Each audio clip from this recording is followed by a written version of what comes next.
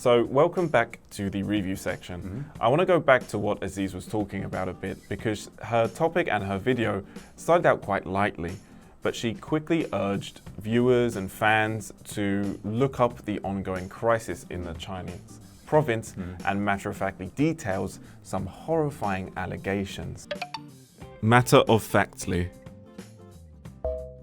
Matter-of-factly. Horrifying. Horrifying. So, to be honest with you, originally TikTok was supposed to be for lighthearted topics, but with the extreme online discourse these days, is it a good idea for TikTok to head towards this sort of political side of things when all people want to do is just watch some fun videos or just have a good time? Discourse.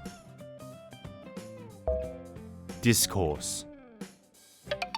But it seems that it's following the way of YouTube. YouTube is all about spreading your political view and your social opinion, which can create some hostility between viewers and creators. Right. So I'm not sure if it's a good idea.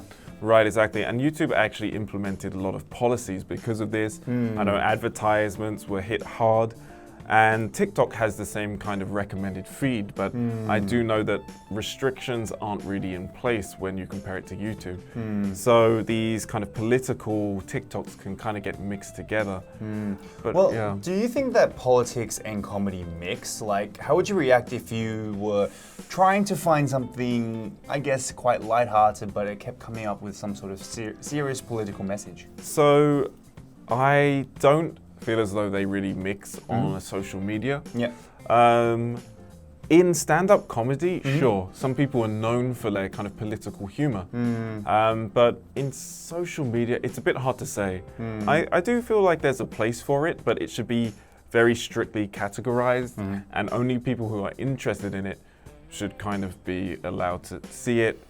But yeah, what about you? How do you feel? I would have to agree. I definitely don't think it mixes well on social media. I tend to scroll past people who get too political or like to spread their opinion on politics. Whether I am on their side or not, I find it quite annoying if I see a lot of social media posts about politics and left and right. So I don't think it mixes very well in my opinion, and I think people should kind of keep their political opinions to themselves. I think certain things are okay. Maybe certain causes are great to put on social media, but politics, not so much. Right.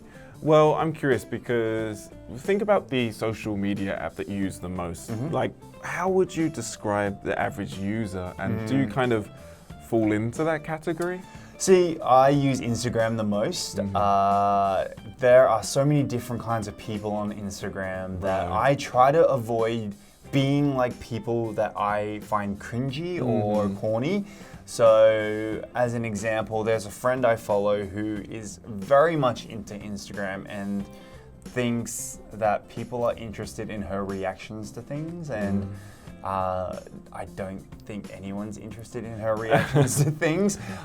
She's overly emotional, and I'm not so much teasing her personality. I'm sort of teasing the fact that she's being quite dramatic on a very light-hearted platform. How about you?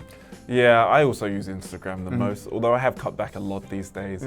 Am I the average user? I'm not sure. I don't think you are. We follow each other on Instagram, and you never post anything. Yeah, it's very rare. I think I added something on my story today, which is like the first time in about 3 weeks. Oh, yeah. I think I saw it, Yeah.